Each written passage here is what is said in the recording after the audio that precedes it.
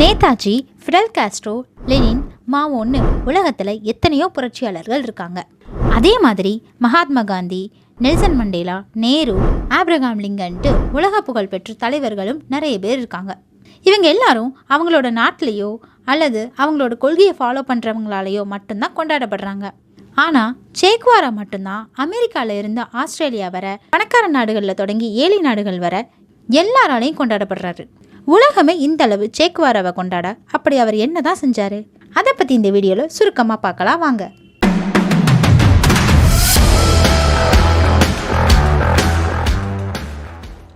நம்மள பலருக்கும் பிரிட்டிஷ் மற்றும் பிரெஞ்சு பேரரசுகள் பல நாடுகளை காலனி நாடாக்கியது தெரியும். ஆனால் அவங்களுக்கு முன்னாடியே ஸ்பெயின் மற்றும் போர்ச்சுகல் ஆகிய இந்த 2 நாடுகள் தான் பல்வேறு நாடுகளை கட்டுப்படுத்தி காலனி ஆதிக்க பேரரசாக இருந்தாங்க. அதாவது இப்போ இருக்கிற தென் அமெரிக்கா கண்டம் முழுவதும் இந்த 2 நாடுகளோட காலனியாக தான் இருந்துச்சு. அப்புறம் 19ஆம் நூற்றாண்டோட ஆரம்பத்தில் இருந்து அந்த நாடுகள் எல்லாமே கொஞ்சம் கொஞ்சமாக விடுதலை அடைஞ்சாங்க. அப்படி விடுதலை அடைஞ்ச நாடுகளில் ஒன்று தான் அர்ஜென்டினா. அந்த நாட்டில் இருக்கிற ரொசாரியா அப்படிங்கிற இடத்துல வாழ்ந்து வந்த ஒரு வசதியான குடும்பத்தை சேர்ந்தவர் தான் இந்த Che Guevara. Porn with silver spoon அப்படின்னு சொல்கிற அளவுக்கு ஒரு வசதியான வாழ்க்கையை வாழ்ந்து வந்த இந்த சே தன்னோட சின்ன வயசுலேயே கம்யூனிச கொள்கையால் ஈர்க்கப்பட்டார். அப்புறம் மருத்துவ படிப்பை முடித்து ஒரு மருத்துவராக பொறுப்பேற்ற இவர் அதில் திருப்தி அடையாமல் தென் அமெரிக்கா முழுவதும் தனது பைக்கில் ஒரு ரைட் போக திட்டமிட்டார். அப்படி சுற்றும்போது தான் அந்த கண்டத்தில் இருக்கிற மக்கள் வறுமையில் திண்டாட்டிட்டு வர்றதை பார்த்து அதிர்ச்சி அடைஞ்சார். இந்த பயணத்தில் தான் கியூபாவை சேர்ந்த ஃபிடல் காஸ்ட்ரோவும் இவரும் ஃபர்ஸ்ட் டைம் மீட் பண்ணாங்க. அப்போ கியூபாவோட விடுதலைக்காக ஃபிடல் காஸ்ட்ரோ போராடி வர்றதை கேட்ட சே அவரோட சேர்ந்து கியூபாவின் விடுதலைக்காக போராட முடிவு பண்ணார். அந்த காலத்தில் தென் அமெரிக்கா நாடுகள் எல்லாமே யூஎஸ் அப்படின்னு சொல்லப்படுற அமெரிக்காவோட கட்டுப்பாட்டில் தான் இருந்துச்சு. தென் அமெரிக்கா நாடுகளில் இருந்த வளங்களை எல்லாம் அமெரிக்கா கார்ப்பரேட் நிறுவனங்களே சுரண்டதால் அந்த நாட்டோட பாமர மக்கள் அதிகமாக பாதிக்கப்பட்டாங்க. இந்த மாதிரி ஒரு சூழலில் தான் சேக்வாரா தனது நண்பரான ஃபிடல் காஸ்ட்ரோவுடன் சேர்ந்து அமெரிக்கா ஆதிக்கத்தை எதிர்த்து போராட முடிவு பண்ணார். சேக்வாரா மற்றும் ஃபிடல் காஸ்ட்ரோ தங்களோட மற்ற நண்பர்கள் எல்லாருக்கூடையும் சேர்ந்து கியூபாவில் அப்போ அமெரிக்காவுக்கு ஆதரவாக இருந்த பட்டிஸ்டாவோட கவர்மெண்ட்டை பொதுமக்கள் ஆதரவோட வீழ்த்தினாங்க.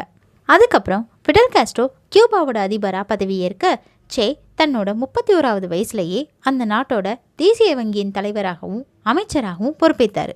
கியூபா மொத்தமாக இவங்க கண்ட்ரோலில் வந்ததுக்கு அடுத்து அந்த நாட்டில் அமெரிக்கா கட்டுப்பாட்டில் இருந்த நிறுவனங்கள் எல்லாமே நாட்டுடைமையாக்குனாங்க. இதனால் அமெரிக்காவோட கோபம் மொத்தமும் ஃபிடல் காஸ்ட்ரோ மேலேயும் சேக்வாரா மேலேயும் திரும்பிச்சு. அந்த கோபத்தோட வெளிப்பாடாக கியூபா மேலே அமெரிக்கா ஏராளமான பொருளாதார ரீதியான தடைகளை விதிக்க அதையெல்லாம் கண்டுக்காமல் இவங்க 2 பேரும் கியூபாவை முன்னேற்றுறதுல மட்டுமே கவனத்தை செலுத்தினாங்க.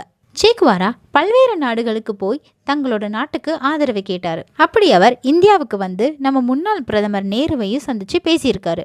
நேரு கிட்ட பேசினது மட்டும் இல்லாமல் இந்தியாவை பற்றி ஒரு வார்த்தையும் குறிப்பிட்டிருக்காரு. அதாவது இந்தியாவும் கியூபாவும் உண்மையான சகோதரர்கள் அப்படின்னு நிகழ்ச்சியாக குறிப்பிட்டிருக்காருன்னா பார்த்துக்கோங்களேன். அதோட சேக்வாரா கியூபாவின் பிரதிநிதியாக ஐநா சபையில் பேசினது இப்போ வரைக்கும் உலகத்தோட சிறந்த ஸ்பீச்சில் ஒன்றா கருதப்படுது. ஒரு நாட்டோட அமைச்சராக இருந்தால் கூட அந்த நாட்டோட தொழிலாளர்கள் கூட சேர்ந்து பல்வேறு வேலைகளையும் சே பார்த்தாரு. ஆனால் உலகம் முழுதும் மக்கள் புரட்சி வெல்லணும் அப்படின்னு நினச்ச சேக்வாராவால் ஒரு நாட்டோட அமைச்சராக மட்டும் இருக்க முடியல. இதனால் ஆப்பிரிக்கா கண்டத்தில் காங்கோ நாட்டில் அமெரிக்காவுக்கு ஆதரவாக இருந்த அரசை எதிர்த்து அந்த மக்கள் நடத்தின ஆயுத போராட்டத்தில் சே கலந்துக்கிட்டாரு. ஆனால் அமெரிக்காவோட ஆதரவால் அந்த புரட்சி காங்கோ அரசால் தோற்கடிக்கப்பட்டுச்சு. இருந்தாலும் மனம் தளராத சே அடுத்ததாக பொலிவியாவில் நடந்த புரட்சியில் பங்கு பெற முடிவு செஞ்சு அங்கே போனார். அங்கே சேக்வாரா பல வெற்றிகளை பெற்றாலும் அமெரிக்க ஆதரவு பெற்ற அரச படைகள் விரிச்ச வலையில் ஒரு நாள் சிக்கிட்டாரு. பொலிவியா இராணுவம் சேக்வாராவை கைது செஞ்சாலும் எந்த விசாரணையும் நடத்தாமல் அவரை சுட்டு கொன்னுட்டாங்க. சேக்வாரா இறந்த பிறகு மக்கள் எல்லாரும் அவரை மறந்துடுவாங்கன்னு தான் அவரோட எதிரிகள் எல்லாரும் நினச்சாங்க. ஆனால் அவரோட இறப்பு உலகத்திலேயே ஈடு இணையற்ற ஒரு கதாநாயகனாக சேக்வாராவை மாற்றுச்சு. கனடாவிலேருந்து ஆஸ்திரேலியா வர, அமெரிக்க கண்டத்திலேருந்து ஆப்பிரிக்க கண்டம் வர சேவின் இறப்பு மனித குலத்துக்கான ஒரு மாபெரும் தியாகமாக தான் பார்க்கப்பட்டுச்சு. கொள்கைகளை கடந்து சே புரட்சியின் அடையாளமாக உலகம் முழுவதும் கொண்டாடப்பட்டார். இப்போவும் கொண்டாடப்படுறாரு.